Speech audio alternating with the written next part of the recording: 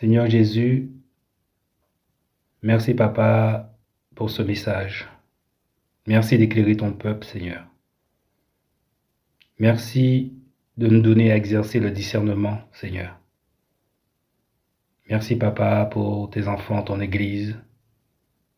Merci de sanctifier ton Église, Papa. Que ton Saint-Nom soit glorifié au nom de Jésus. Amen. Frères et sœurs, je nous exhorte à la vigilance, à la prudence, beaucoup de prudence. Nous sommes dans ce temps de séduction, comme nous l'a prédit le Seigneur Jésus en Matthieu 24. La séduction règne. La séduction, c'est aussi l'égarement. Seuls ceux qui connaîtront leur Dieu agiront avec fermeté, nous dit la parole de Daniel 11. Seuls ceux-là seront sauvés. Connaître Dieu, c'est obéir à la parole de Dieu. Observer la parole de Dieu. Pratiquer la parole de Dieu. Mettre en pratique la parole. Jean nous le dit dans 1 Jean 2. Ne vous contentez pas de dire qu'il est écrit. La Bible dit. Ne vous contentez pas de lire et d'écouter la parole. Mais pratiquez, observez la parole, nous dit Jacques. Et rejetez toute parole contraire aux saintes écritures. Je ne vous dis pas que telle personne, tel ministère, telle assemblée est bon ou mauvais. Je vous transmets comme d'habitude ce que Dieu me donne pour que vous puissiez bien juger. Parce que votre salut est en jeu, votre salut en dépend. Et aussi bien comprendre ce qu'est un enfant de Dieu. À force de suivre son prédicateur ou son ministère, son église, son assemblée, on a oublié ce qu'est un enfant de Dieu. C'est un disciple de Jésus-Christ. C'est Jésus qu'il suit. Un enfant de Dieu est conduit par le Saint-Esprit. La parole nous le dit dans Romains 8, verset 14. Tous ceux qui sont conduits par l'Esprit sont fils de Dieu. Or, on constate que peu sont conduits par l'Esprit de Dieu. Mais la plupart marchent selon leur prédicateur ou leur ministère et non selon le Saint-Esprit. Ils ne font qu'obéir à leur ministère, disant Amen à tout ce qui est dit ou fait, sans vérifier ce qui est biblique ou non. Or, l'enfant de Dieu qui est conduit par le Saint-Esprit va automatiquement vérifier dans les Écritures, comme les chrétiens de Béret. Nous devons être vigilants, nous devons faire très attention. Donc, une attention particulière à vous qui êtes dans un ministère, dans une assemblée, dans une église, vous qui êtes attachés à un prédicateur quelconque. Pour ceux qui sont dans des ministères, des assemblées, pour ceux qui suivent un prédicateur, comme je le disais, il faut qu'ils sachent et qu'ils comprennent que dans le corps de Christ, il n'y a pas que leur ministère, il n'y a pas que leur prédicateur, il n'y a pas que leur assemblée. Si ce prédicateur, ce ministère, cette assemblée appartient réellement à Dieu déjà, il y a d'autres membres dans le corps de Christ qui ne font pas partie de votre ministère, de votre assemblée. Le corps de Christ est composé de milliers d'apôtres, milliers de prophètes, de prophétesses, de docteurs, de pasteurs, de milliers de membres avec divers dons, des milliers de personnes dont vous ne connaissez pas, et certaines personnes que vous ne connaîtrez jamais. Et ces gens n'agissent pas comme vous, comme votre prédicateur, comme votre ministère, comme votre assemblée.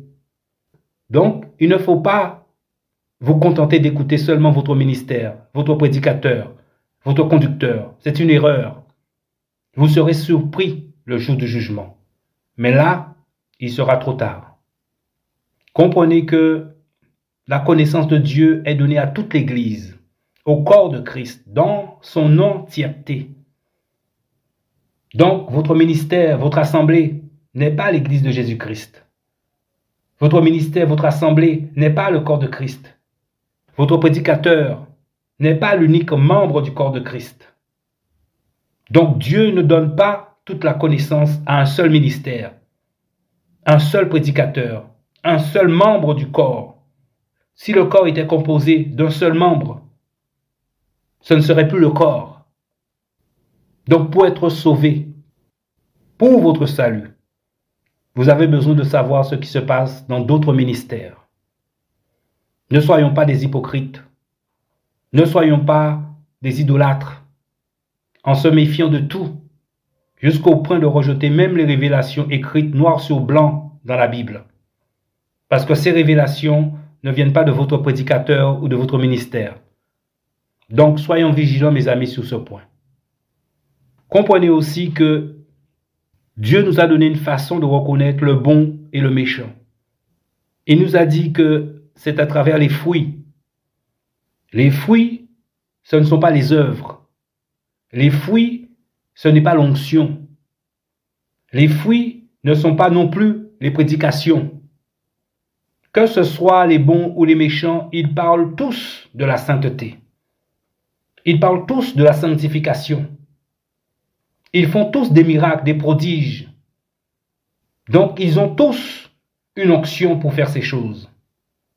Même à travers les inconvertis, le Seigneur crée des milliers d'hôpitaux, d'orphelinats. Des milliers de pauvres sont nourris. Mais comment les reconnaître? Ils parlent tous de Jésus. Ils ont tous l'apparence de la piété. Donc, le Seigneur Jésus nous dit que personne ne vous égare, que personne ne vous séduise. Beaucoup sont séduits parce qu'ils voient leur prédicateur à travers l'onction qu'il a ou à travers les œuvres qui sont faites. Mais Jésus nous dit, ne juge pas le prédicateur, le frère, la sœur, par rapport à l'œuvre qu'il fait. Ne le vois pas à travers l'œuvre. Ne le vois pas non plus par rapport à l'onction qu'il a. Mais vois-le par rapport aux fruits qu'il porte. Comme cela est dit et écrit dans la parole. Les fruits, c'est le cœur, l'intérieur, l'intimité, le secret, l'intention du cœur. Nous allons parler des fruits. Nous allons parler des fruits, mes amis, que doit porter un enfant de Dieu, pour donner un peu plus d'éclairage. Dans Galates 5, 22, c'est un verset que nous connaissons tous. On nous parle des fruits de l'esprit. Le premier noté en Galates, c'est l'amour. L'amour, c'est Dieu. L'amour, c'est aussi l'amour de Dieu. Et dans 1 Jean 5, 3, il est dit que l'amour de Dieu, c'est l'obéissance à la parole de Dieu. Donc ce que Dieu nous demande, c'est de tout faire de notre côté pour respecter sa parole, pour honorer sa parole. Quand Dieu dit pardonne de tout son cœur, on le fait sans se poser de questions. On nous parle aussi de la paix. Alors quand Dieu dit faites la paix avec tous, on le fait sans se poser de questions. Le contraire, c'est le péché.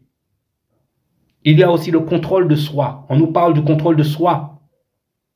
Donc face à ceux qui ont des pensées différentes, contraires des nôtres, on ne crie pas sur les gens, comme si c'était des moins que rien. Comme si c'était des animaux. On respecte les gens. Pas seulement devant tous, mais aussi dans le secret. Il y a aussi la patience, la douceur, la bonté, la miséricorde, la bienveillance. On a le caractère de Christ puisqu'on appartient à Christ. On n'a plus le caractère qu'on avait dans le passé.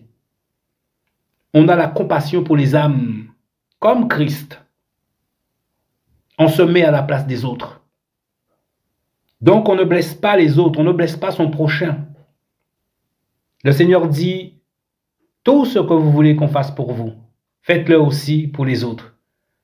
Alors quand le Seigneur dit, si ton frère a péché contre toi, ou si tu apprends que ton frère a quelque chose contre toi, donc tu as péché contre ton frère, ou ton frère te rend responsable de quelque chose que tu lui as fait, tu vas t'humilier, tu vas t'excuser, tu vas discuter parce que tu l'as blessé, parce qu'il a été blessé, et bien plus. C'est ça les fruits, mes frères et sœurs, c'est le cœur. Ce ne sont pas les œuvres. Vous voyez bien, il ne faut pas confondre les deux.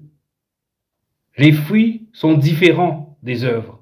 Les fruits sont différents de l'onction. C'est pourquoi le Seigneur dit, protège ton cœur plus que tout. Les fruits, c'est aussi son comportement en public. mais surtout dans le secret. Que fais-tu dans le secret? Tu blesses, tu méprises, tu fais des clans, tu ne pardonnes pas, tu as la rancœur contre ton prochain, contre ta famille. C'est ça les fruits, mes frères et sœurs.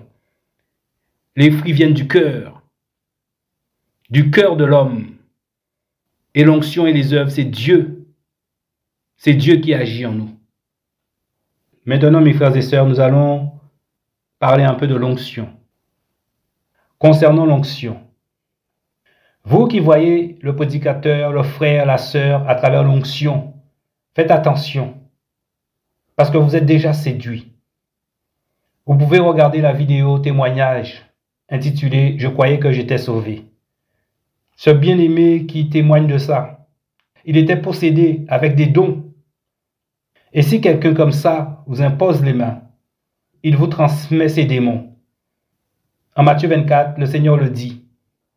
Ils seront capables de faire même des miracles, des prodiges, même de faire sortir le feu du ciel pour nous faire prendre conscience de l'onction terrible qu'ils vont avoir. Comme vous le savez, pendant un temps, je fréquentais les bien-aimés dans un groupe. Un frère du ministère d'Évry était venu nous exhorter à Sevran, chez un frère du groupe. Un frère d'Évry qui est un enfant de ce ministère, que tous ceux de ce ministère connaissent et qu'il a l'onction apostolique par moment. Lors de cette réunion 2019, j'ai entendu de sa propre bouche dire, la semaine, il était avec d'autres dans la fornication et couchait avec les sœurs. Donc il n'était pas converti. Mais quand arrivait le week-end, il se sanctifiait. Comment lui seul sait. Et l'onction se manifestait. Tu peux être enfant du diable et l'onction se manifeste. C'est pourquoi le Seigneur dit que c'est par rapport aux fruits qu'il porte que nous devons juger. Et non au travers de l'onction, c'est-à-dire à travers leur comportement, leur langage. Est-ce le caractère de Christ qu'ils ont ou le caractère du passé? Comme la parole le dit, il faut juger l'homme à travers les fruits, non à travers l'onction, non à travers les œuvres. Et celui qui est conduit par le Saint-Esprit aura le discernement, car il connaît son Dieu. Donc ne mélangeons pas tout. Surtout, mes amis, par sentiment. Il faut bien séparer le prédicateur, le frère, la sœur, les fruits qu'il porte, l'œuvre qui est faite et l'onction. Il faut être vigilant, très vigilant. C'est le moment où il faut rester dans les Écritures, comme les chrétiens de Béret, comme je disais. Être conduit par le Saint-Esprit. Ne pas faire ce que votre ministère, votre église, votre assemblée, votre prédicateur vous demande de faire. Quel que soit son titre, si la Bible interdit, si ce n'est pas biblique, si c'est antichrist. Ne pas suivre aveuglement son prédicateur, son ministère, son assemblée, mais discerner. On peut prendre un exemple dans Deutéronome 13. Dans Deutéronome 13, à partir du verset 6, la parole de Dieu nous dit, « Quand ton frère ou ton fils, ta fille, ou ta femme bien-aimée, ton ami intime, qui est ton âme, t'incitera en te disant, allons servir d'autres dieux. » On peut traduire cela aussi par péchons contre Dieu ou désobéissons à la parole de Dieu. Là où Dieu dit, faites la paix avec tous, pardonnez de tout votre cœur à votre prochain, on ne le fait pas. Et le ministère ou le prédicateur vous dit, ne faites pas la paix avec tous. Donc gardez de la rancœur dans votre cœur pour votre prochain. Ne pardonnez pas. Suivez-nous, car c'est ce que nous faisons. Évidemment, le prédicateur, les responsables ministères ou l'assemblée ne vont pas vous dire la chose aussi clairement, mais de façon détournée, en vous disant par exemple, les autres sont mauvais, ne les écoutez pas. Ils sont contre nous, ils sont contre l'œuvre. Ce sont des rebelles. Or, le Seigneur dit qu'il faut écouter les autres. Même le meurtrier, on l'écoute dans son procès. Donc le Seigneur dit, si on t'incite à désobéir à la parole de Dieu, et même un membre de ta famille que tu aimes, Dieu dit en Deutéronome 13, 8, ne t'accorde pas avec lui. Ne t'accorde pas avec eux. Ne les suis pas, ne les écoute pas. Et le Seigneur dit que ton œil ne le regarde pas avec pitié.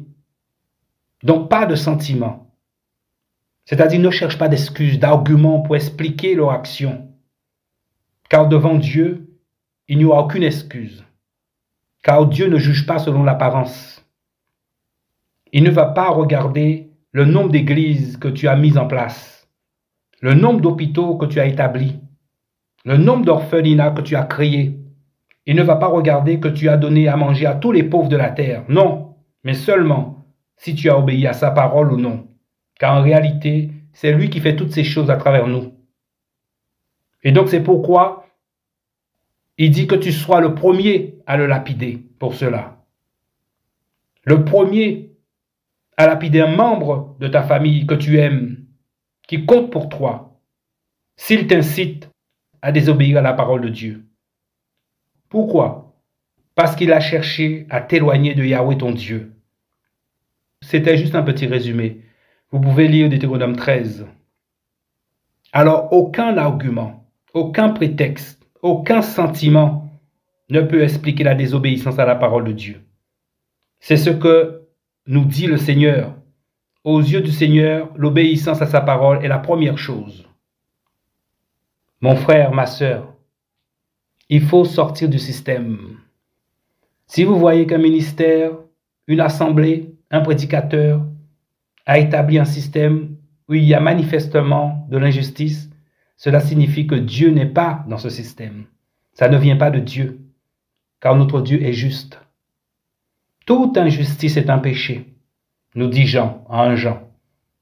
Donc si tu acceptes, si tu te conformes, tu seras aussi coupable devant Dieu. Le système consiste à mettre en place, par exemple, un fonctionnement, une façon de faire, une façon d'agir, une parole, une interprétation particulière, un commandement d'homme, bien sûr, qui peut sembler être utile, juste, mais contraire à la parole de Dieu, donc injuste. Dès lors que cela va à l'encontre de la parole de Dieu, ça vous fait désobéir à la parole de Dieu. Cela est injuste. Cela ne vient pas de Dieu. C'est un péché. En obéissant à leur système, et donc en désobéissant à Dieu, vous mettez la parole de l'homme au-dessus de la parole de Dieu. C'est de l'idolâtrie. À travers leurs principes établis, leurs règles rajoutées, leur fonctionnement, ils vous demandent de désobéir à la parole de Dieu. Donc il ne faut pas obéir aveuglement à un ministère, à une assemblée, à un prédicateur. On vérifie dans la parole si cela est juste, premièrement. Et deuxièmement, si c'est juste, est-ce que le Saint-Esprit veut que tu ailles dans cette direction? Car même quand c'est juste, tu peux être dans la désobéissance à Dieu, si Dieu te demande de ne pas faire cela. Malheureusement, comme l'idolâtrie règne, on est plongé dans la vision du prédicateur, du ministère, de l'assemblée.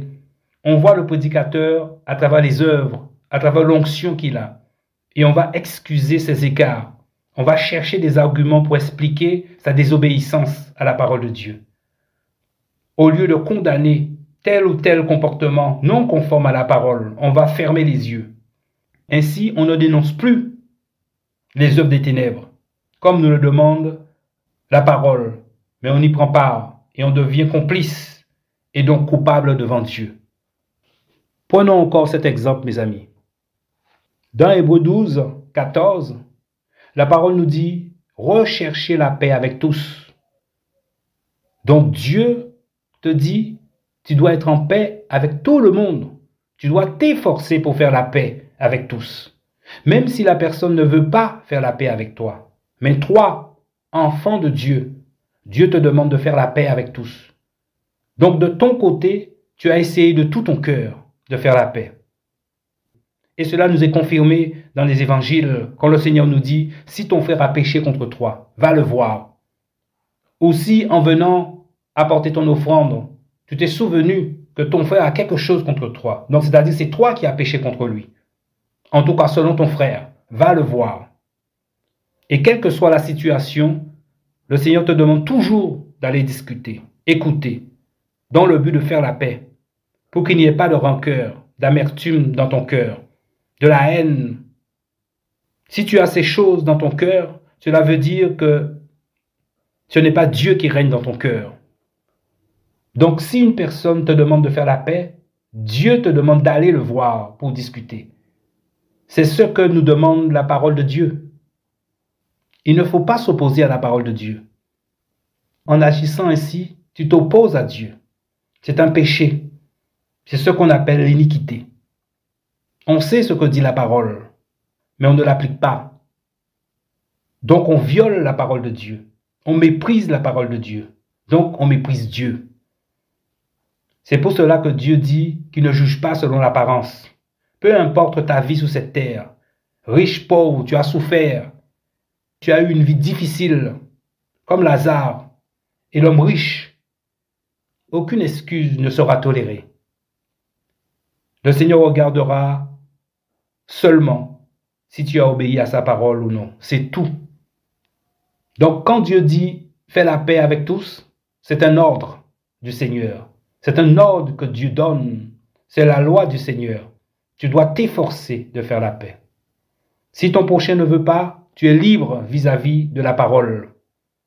Mais si toi, qui dis que tu es un enfant de Dieu, tu ne veux pas faire la paix, devant Dieu, tu es dans la désobéissance, dans la rébellion. C'est de l'orgueil. Parce que faire la paix, c'est aussi s'humilier. Et on ne veut pas s'humilier.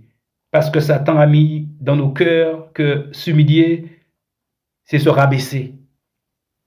Et on se voit tellement supérieur aux autres. On se voit tellement haut par rapport aux autres. Donc on n'a pas envie de redescendre et de s'humilier. Or, c'est ce que Dieu nous demande. On va chercher toutes sortes d'excuses, d'arguments, de systèmes pour se convaincre qu'on a raison. Donc on n'obéit pas à Dieu. Comme je disais, c'est ça l'iniquité, c'est un péché. Comme Saül, on connaît la loi de Dieu, mais le regard du peuple a plus d'importance. Et c'est aussi pour cela que le Seigneur dit dans Matthieu 7, 21 à 23, « Plusieurs viendront, beaucoup viendront et diront en ce jour-là, « Seigneur, Seigneur, n'avons-nous pas prophétisé en ton nom? N'avons-nous pas chassé les démons en ton nom? N'avons-nous pas fait beaucoup de miracles en ton nom? Nous pouvons aussi rajouter à cette liste, n'avons-nous pas implanté plusieurs églises en ton nom, créé des hôpitaux en ton nom, créé des orphelinats en ton nom, évangélisé partout en ton nom, donné à manger aux pauvres du monde entier en ton nom? » Et le Seigneur leur dira, « Retirez-vous de moi. Je ne vous ai jamais connu, vous qui commettez l'iniquité. » Et ce message nous est confirmé aussi en 1 Corinthiens 13. Regardez le message que le Seigneur nous donne en 1 Corinthiens 13 concernant l'œuvre et l'onction. 1 Corinthiens 13. Le Seigneur nous dit, tu peux avoir toute la foi du monde, même pour transporter des montagnes, toute la connaissance du monde, parler toutes les langues du monde et même les langues des anges, avoir tous les dons possibles et imaginables, tous les dons possibles. Donc pour faire tous les miracles possibles, tu peux donner tous tes biens aux pauvres, nourrir tous les pauvres de la terre, créer tous les hôpitaux du monde, comme je le disais, créer tous les orphelinats du monde, parce que tu as donné tous tes biens pour cela.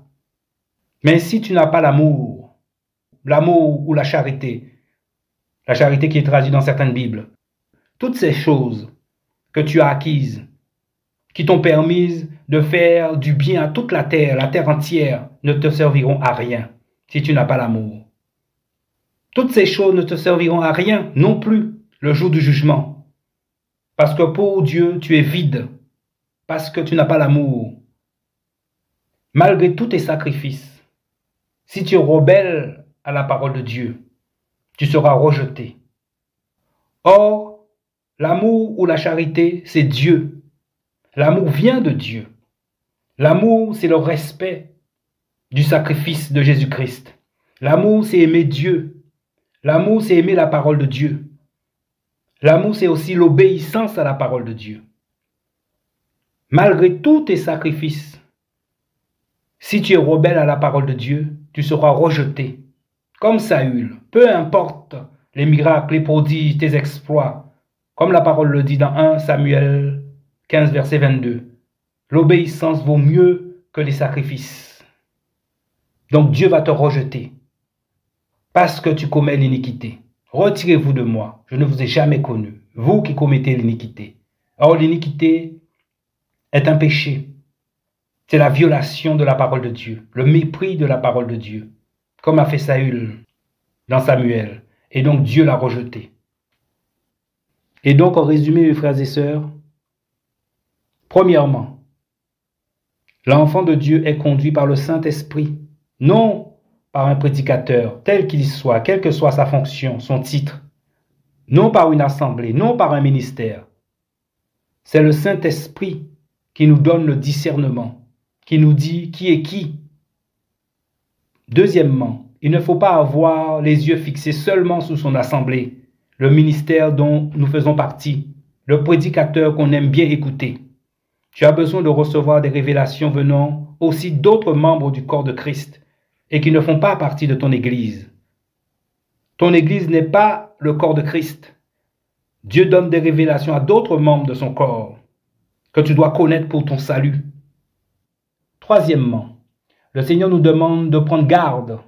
Nous sommes dans un temps où la séduction règne. Chacun doit exercer son discernement.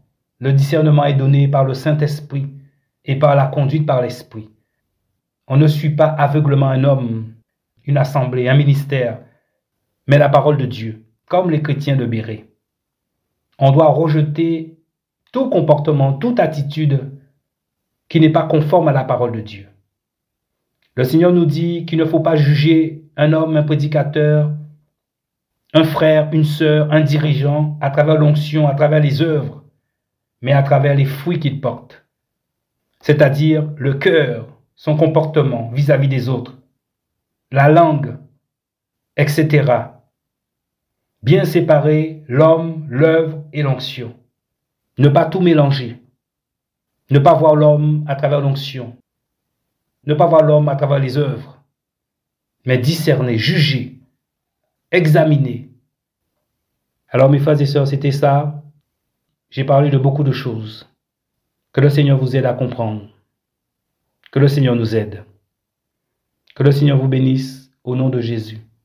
Amen.